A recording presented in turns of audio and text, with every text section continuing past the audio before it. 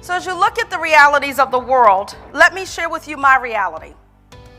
As a woman, a person of color, a single mom for 16 years, a woman of faith, I was not always met with a level of inclusion, a sense of belonging and connectedness.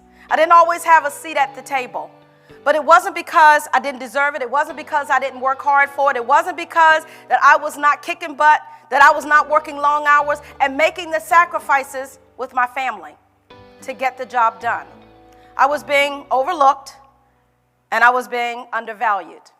A couple of times I can remember that were defining moments in my career.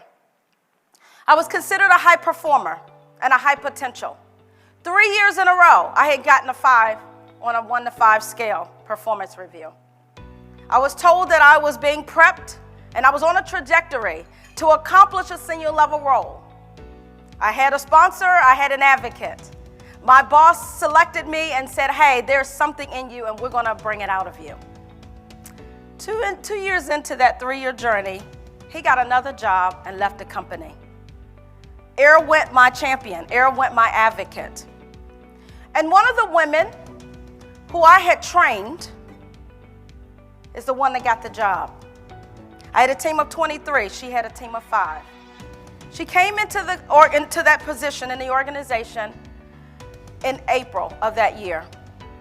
And by the end of that year, she had taken my position and my rating down to not from a 5, but down to a 3. No specific examples, no warning, no coaching. And so, in being in HR, I took it to HR. And we had a conversation over and over again about why is my rating lowered when I've done the work, I've got the documentation, the results show. Come to find out, she wasn't giving me the credit because she had put it all in her performance review. So I moved on to another division and to another department.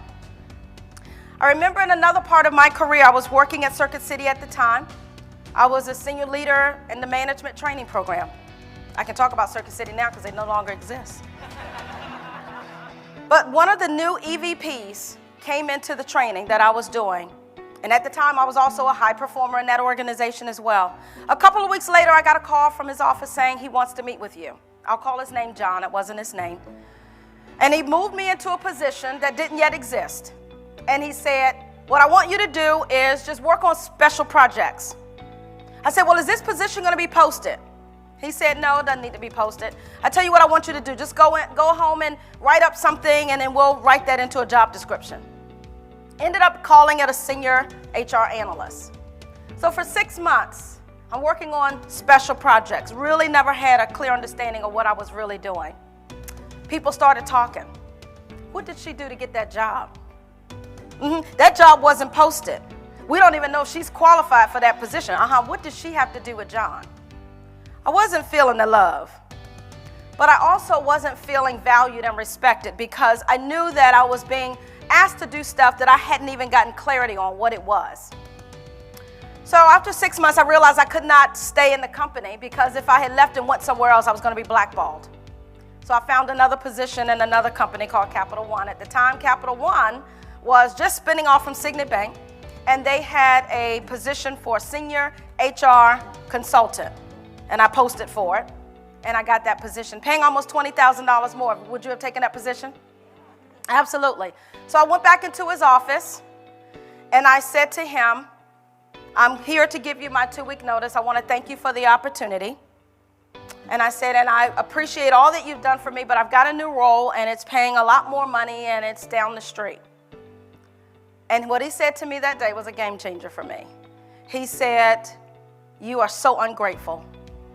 He said, I cannot believe that you're taking another position. He said, you just messed it up for every other black person coming up after you. And I will never do this again. And I left his office, and I did what anybody else would have did. I called my mama. And I cried because I did not want him to see me sweat. But I called my mama, and my mama talked me off that ledge that day. I felt I felt minimized, I felt trivialized, I felt completely devalued. It was completely, and some things aren't microaggressions. This one was a macro, in your face, diminishing experience. And my mom continued to remind me that I was a strong woman. This is how I raised you. You're better than that. You're making more money. Why are you worried about it? Shake the dust off your feet. And she kept reminding me, you is smart, you is kind, and you is important. And so I did, but I later found out that the reason why I was selected in that position at Circuit City anyway was because they had quietly settled a multi-million-dollar class action lawsuit. And they needed some tokens. And that was the position that he gave me. One other story, the carrot story. I was working in another company, still doing work, still on a trajectory, still getting the results, not getting noticed. And I kept asking my boss, what is it that I can do to move up? What else do I need to do to get this promotion?